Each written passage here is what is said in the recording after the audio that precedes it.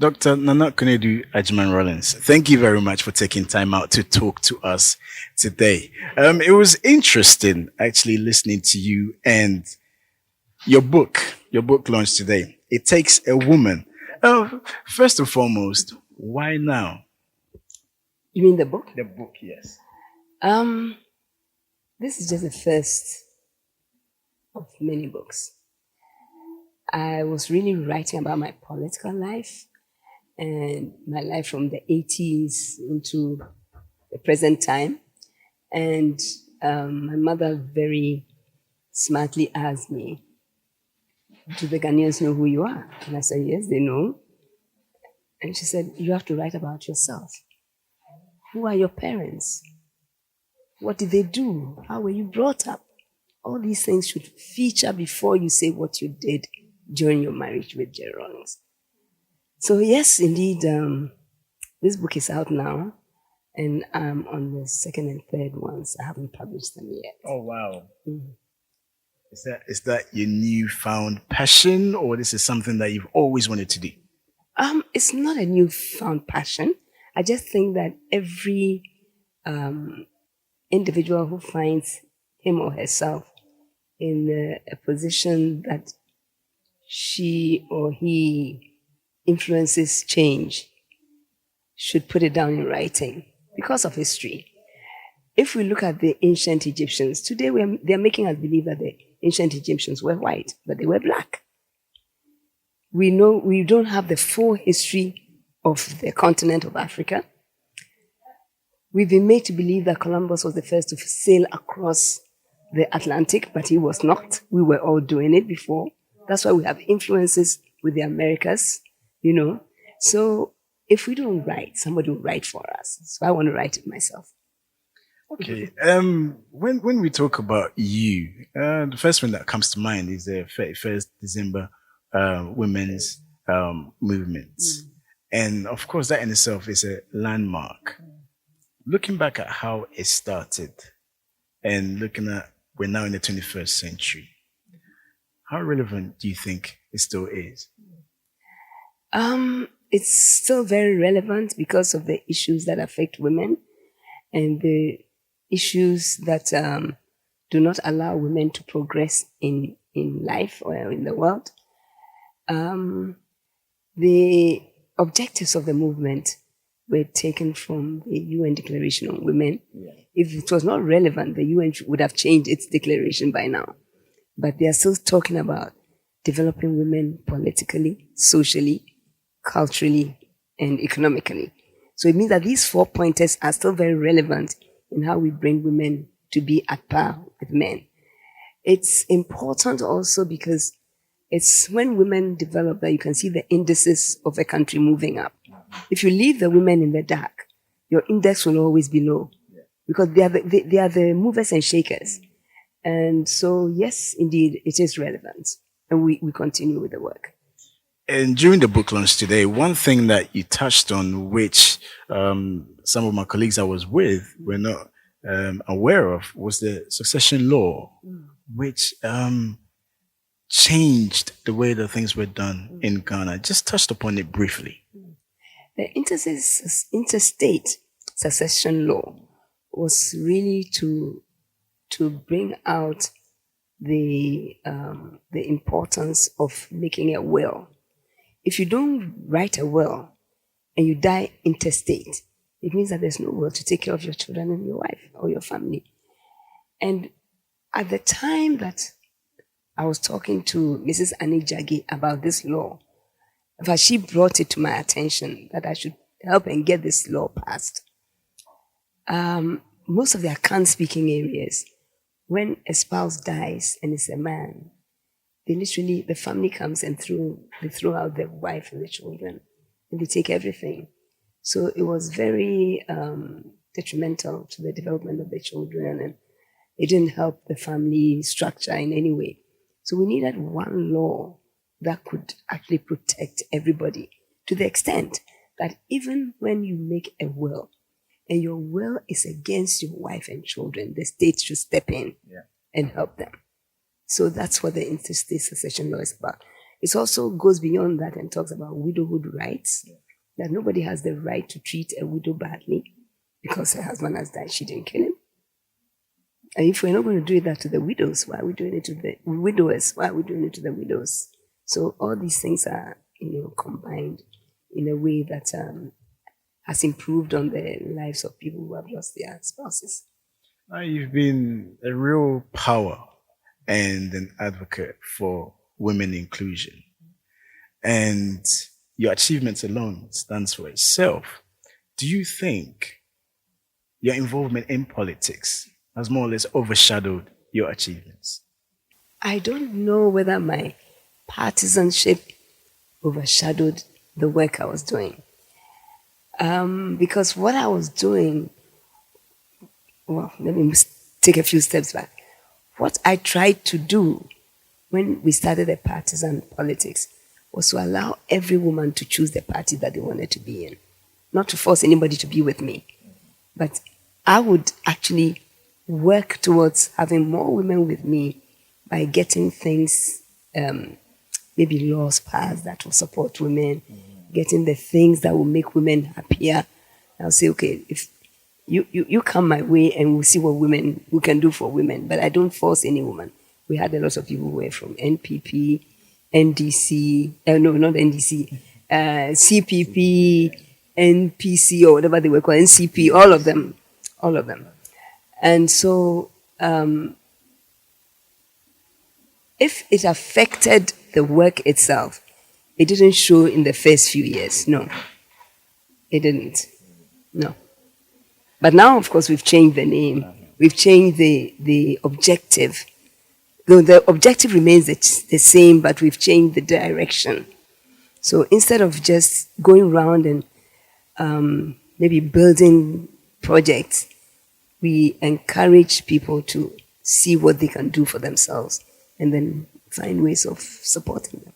And still sticking with politics, and I think you mentioned it. This is the affirmative action for women, and it's to for women to stand unopposed, to be able to become, is it MPs, legislators? Yeah. How would that work? Well, already there are some women who are MPs. But we need more. We need many more. I think that without affirmative action, and maybe the content of the affirmative action as well, because having it alone is not enough. We should know what goes into the affirmative action bill. That is what will force the political parties to put up women to stand in their constituencies, for certain constituencies. Because what is happening now is the battle between the men and the women can be rather fierce. And sometimes women would take 3 steps back and say, I don't need this. I don't want my children to hear this.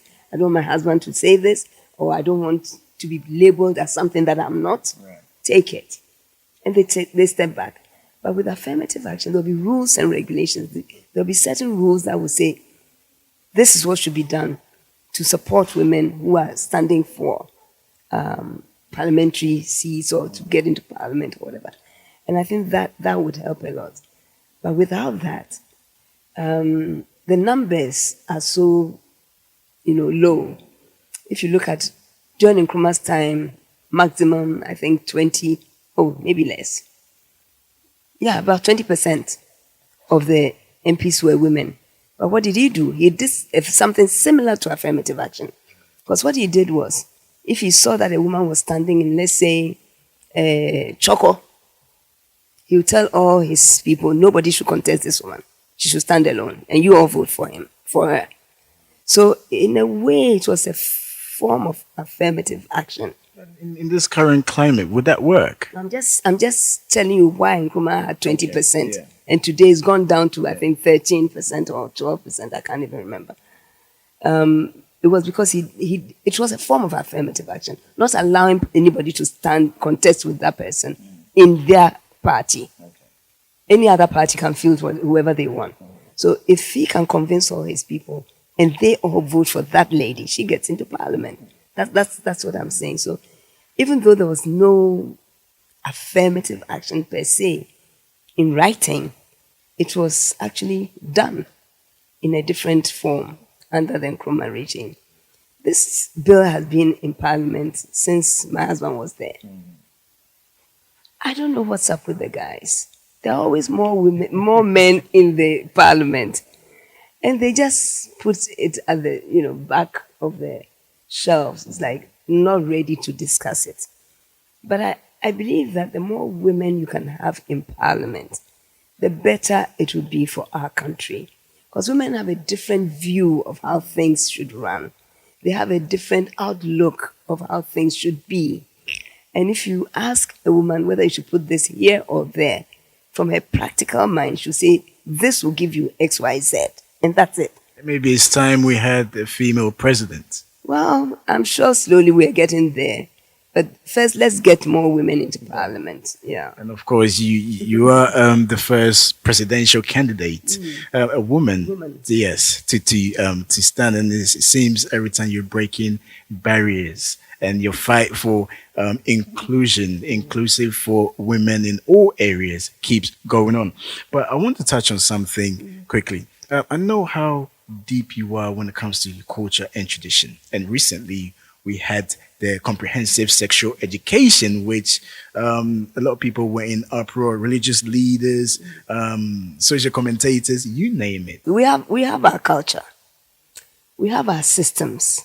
We have a way, the way that we actually bring up our children. Nobody can tell me that a Ghanaian child is brought up the same way as an American child is brought up, or a British child is brought up, or a German child for that matter. We have our nuances, our positives, our negatives. So you cannot bunch all of us in the world together and say, this is what should be done. But then the world is changing. The world has changed. Yeah, the world is changing. Let's change it for the better. If that is what will make Ghana a prosperous, happy country, maybe. But no, nobody has given us the indices to show us that this is what is going to happen. So I think that the culture, the cultural norms, the traditions, the traditional leaders, the teachers that we have, even the politicians should all sit down, and the priests, youth leaders, women leaders, we should sit down and look at it and ask ourselves, do we want to follow blindly everything that the Western countries want to do? I'm sure we can go the whole day talking about this, but finally, before we wrap up, what would you want people to take from this book that you've written? From this book, I want people to know me for who I am. That's number one. Because most Ghanaians don't know me. They just know me as the wife of Jerry Rawlings. And from the book, you will realize what my background is. Who are my parents? What's my heritage? What's my upbringing like? What did I do in school? How did I perform? The people around me, how they influenced me. I mean, I want those who read the book to see that there was me before there was Rawlings. I don't mean Rawlings as the president, but Rawlings as the Agyeman-Rawlings, as part of my name. So if they see me for who I was, it makes it easier for them to appreciate who I am today. If they don't see me for who I was, it's difficult for them to see who I am, because there are times when people are like, because she's married to Rawlings. No. It's because I am from the Agyeman family and the royal family of Ashanti. End of story. And my upbringing. Finito. But the thing is, if I don't tell my story, nobody's going to tell it for me. Absolutely. And then once I tell the story, people get to understand why I'm what I am. Dr.